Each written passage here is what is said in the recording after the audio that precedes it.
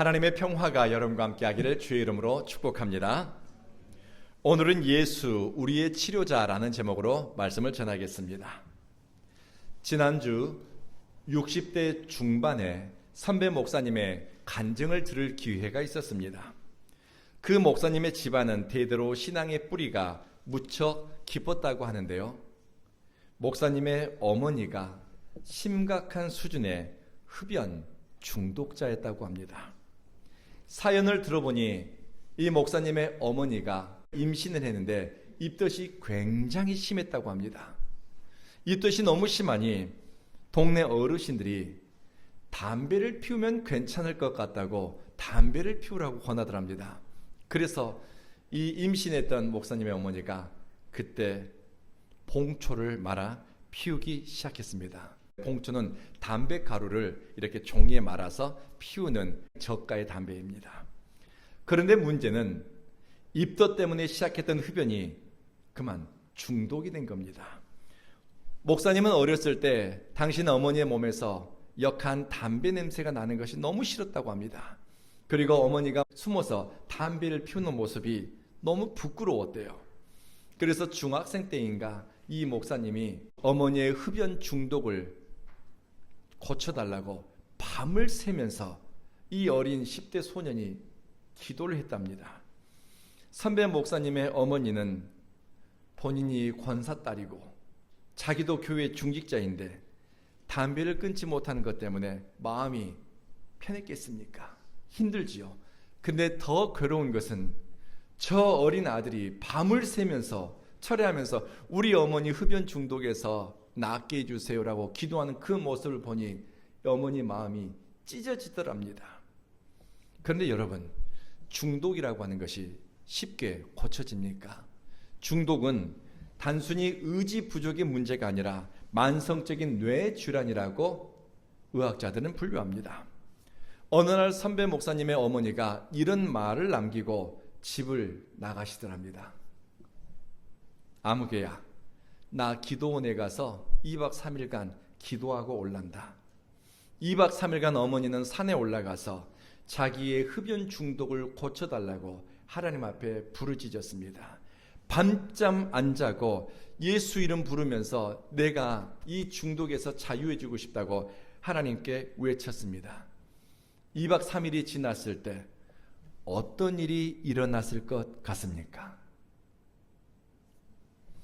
엄마를 사랑하는 어린 아들의 기도, 그리고 그 아들 때문이라도 흡연 중독을 벗어나기 위해서 금식하며 부르짖고 하나님께 매달리는 어머니의 부르짖음을 하나님은 외면하지 않았습니다. 그날 이 목사님의 어머니는 흡연 중독에서 완전히 자유로워졌습니다. 선배 목사님이 중학생 때 이 어머니를 보면서 배운 교훈이 있다고 합니다. 예수님이 좋아지면 고침받는구나. 은혜를 사모하면 회복되는구나. 성경은 예수님을 치유자로 소개합니다. 성경은 예수님을 만나 병 고침받고 몸과 영혼이 회복된 사람들의 이야기가 숱하게 기록되어 있습니다. 예수님이 가는 곳마다 치유와 회복이 일어났습니다. 또 예수님과 동행하는 길 위에서 인생이 변화되고 삶이 온전케 된 사람들이 많습니다. 마태복음 8장에는 여러 가지의 기적 사건이 언급되어 있습니다. 치유 사건입니다. 예수님을 만나 고침받은 나병 환자, 예수님의 말 한마디에 병 고침받은 백부장의 하인, 그리고 수많은 사람들이 예수님을 만나 예수님이 어루만져 주심으로, 예수님이 말씀하심으로 그들의 마음의 병과 영혼의 병과 육신의 질병이 회복되었습니다. 오늘 말씀 베드로의 장모가 열병에서 고침받은 이야기도 그 중에 한 가지입니다. 예수님이 베드로의 집을 방문했을 때 베드로의 장모가 열병을 앓으면서 누워 있는 것입니다. 주님이 다가가 베드로의 장모의 손을 잡아주니 열병이 떠났습니다. 그리고 베드로의 장모는 자리를 털고 일어나 예수님과 또 동행한 사람들을 섬겼습니다. 해가 질 때쯤 예수님의 소식을 들은 많은 사람들이 각종 질병에 시달리는 사람들과 귀신 들린 사람들을 데리고 집으로 찾아왔습니다. 예수님은 그들에게 말씀하셨습니다. 복음을 전하셨습니다. 그리고 육신의 병과 영혼의 병을 다 고치셨습니다.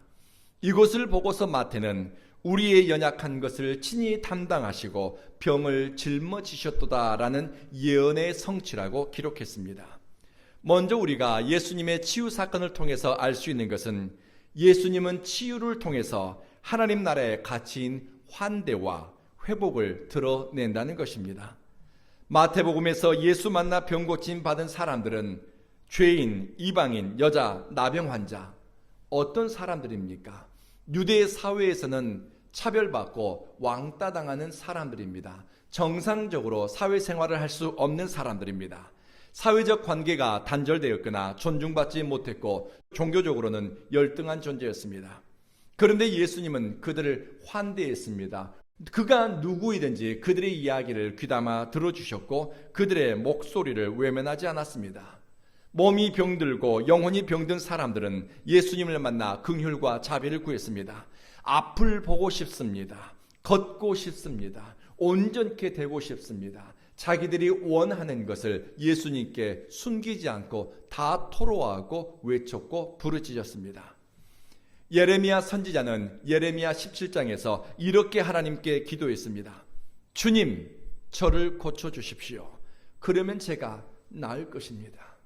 주님, 저를 살려주십시오. 그러면 제가 살아날 것입니다.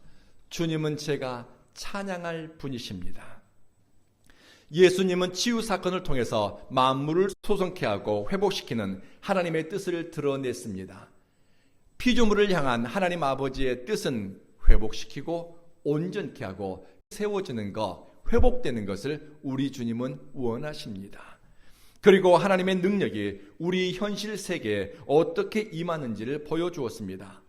예수님께 가까이 다가가는 사람들에게 주님, 내가 원한다. 깨끗함을 받으라 말씀하시니 그들이 깨끗하게 되었습니다. 예수님께 부르짖는 사람에게 이렇게 말씀하십니다. 내 믿음대로 될지어다. 이 말씀이 선포되니 그들의 삶이 회복되었습니다.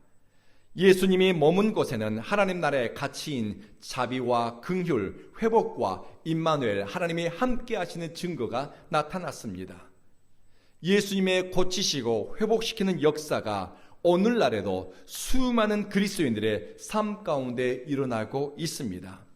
여러분도 예수 이름 부르면서 크고 작은 질병에서 고침받고 노임받은 기억이 있을 것입니다. 그리고 여러분이 밤잠 이루지 못할 정도로 힘든 고통과 아픔의 시간에 예수 이름 부르면서 그 고난의 시간을 넘어선 경험도 있을 것입니다. 예수 그리스도의 이름으로 치유되는 역사가 중단된 것이 아닙니다. 지금 이 순간에도 예수 이름을 선포하면서 예수 이름 부르면서 고난과 영혼의 어두운 밤, 육신의 질병의 고통의 시간을 극복하고 넘어선 사람들이 있습니다. 제가 20살 때 일입니다. 섬에서 육지로 나와 고학하면서 저는 신학교에서 공부를 했는데요. 하루 3끼 밥을 먹으면서 공부할 만큼 제 상황이 쉽지 않았습니다. 하루 한 끼를 먹으면서 신학교에 다녔습니다. 청년이 한참 잘 먹어야 될 청년이 하루 한 끼로 버티니 몸이 고장나는 것은 금방이었습니다. 건강에 문제가 생겼습니다. 물만 마셔도 쓴물이 넘어오고 음식을 먹으면 소화가 되지 않아서 다 개원될 정도였습니다.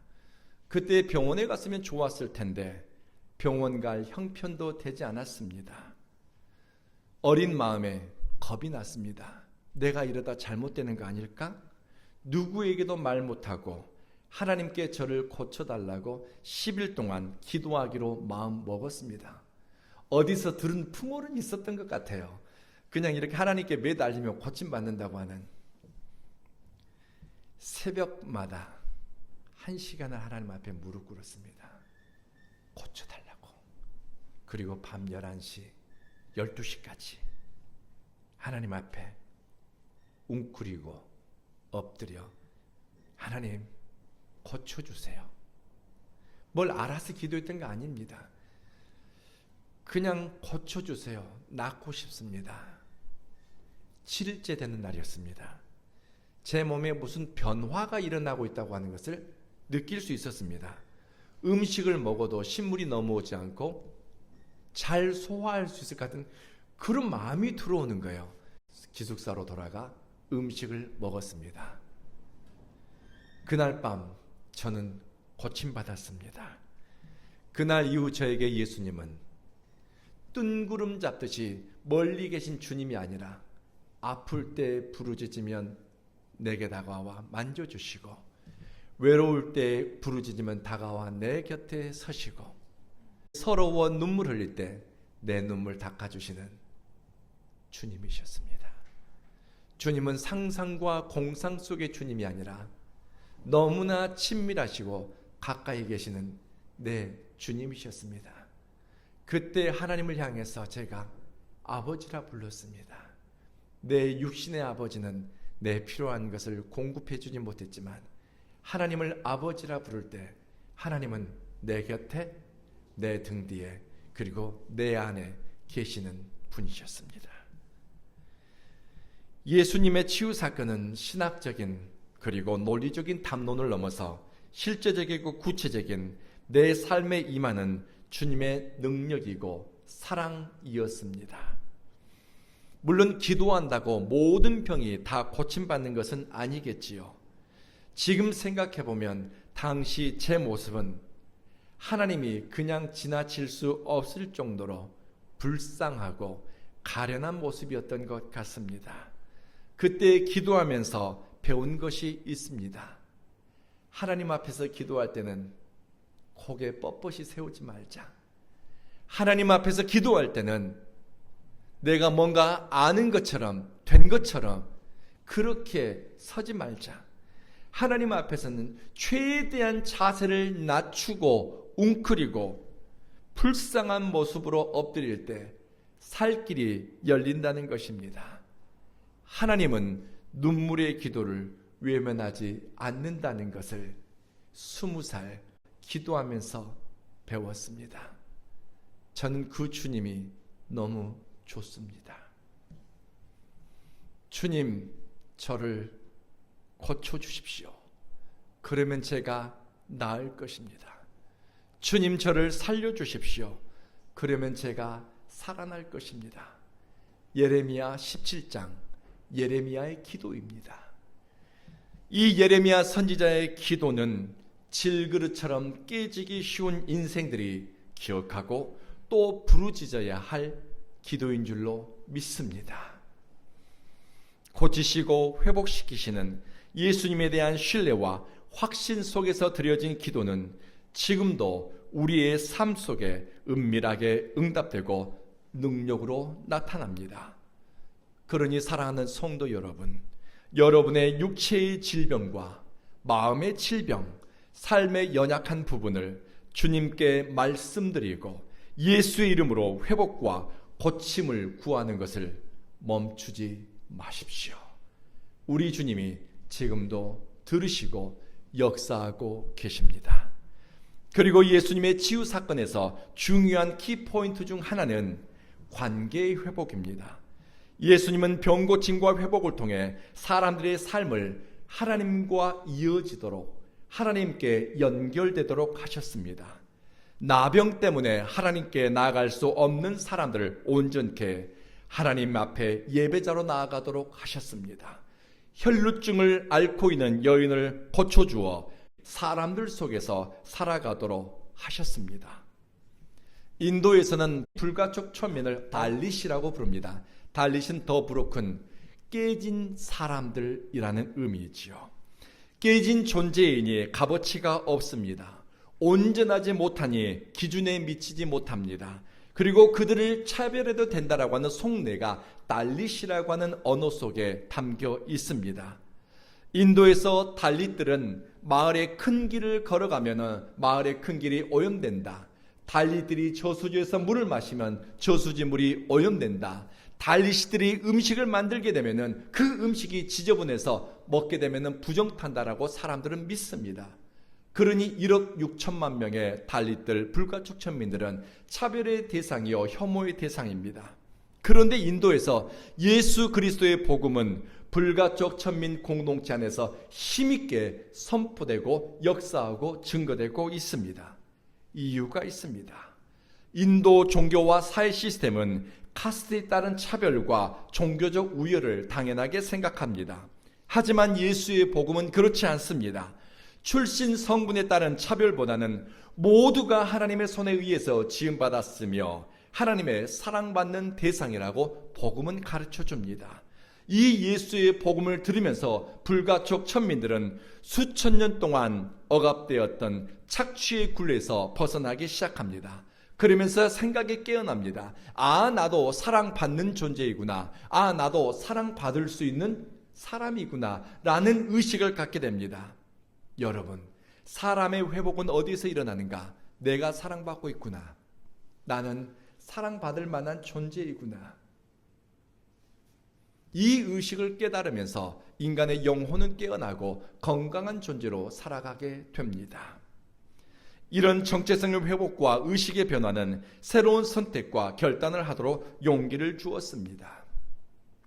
예수님은 목자 없는 양떼와 같은 사람들을 보면서 불쌍히 여겼다고 합니다. 그 가련한 인생들을 주의 이름으로 불러주십니다. 너는 내 보배로운 백성이다. 너는 내 것이다. 우리 주님이 목자 없는 양 같은 사람들, 상하고 깨진 존재들 향해서 이렇게 불러준 것입니다. 예수님은 고난의 바다에서 허우적대는 인생을 하나님께로 이어주고 사랑의 연대와 연합 속에 살도록 하셨습니다. 단순히 병을 고쳐서 좋다가 아니라 이 치유와 회복 사건을 통해서 예수님을 더 알아가고 하나님과 깊은 사랑의 소통 속으로 들어가니 믿음의 진보와 영혼의 성숙이 일어나게 됩니다. 그리고 살아가면 살아갈수록 사는 날이 기쁘고 감사로 충만하고 내 삶의 처지와 조건과 상황에 상관없이 하나님을 노래할 이유를 발견하게 되는 것입니다.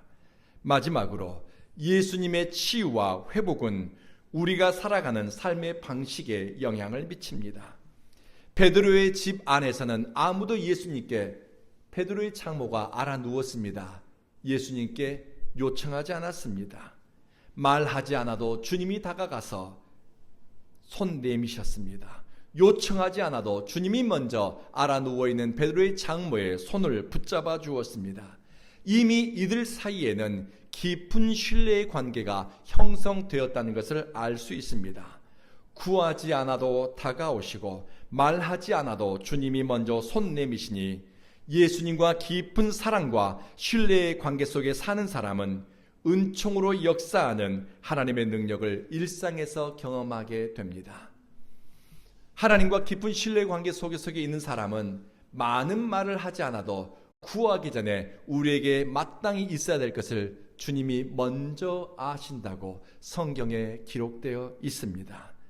예수님을 진심으로 믿고 사랑하는 사람은 몸이 병들었을 때 주님이 다가오심을 기다립니다. 주님의 발자국 소리를 기다립니다.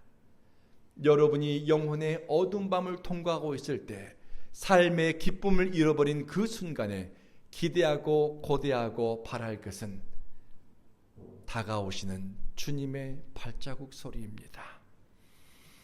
마음의 병으로 일상이 버거울 때 주님이 손 내밀어 회복시켜 주기를 구합니다. 열병에서 회복된 베드로의 장모는 예수님과 그의 제자들을 환대하고 섬겼습니다.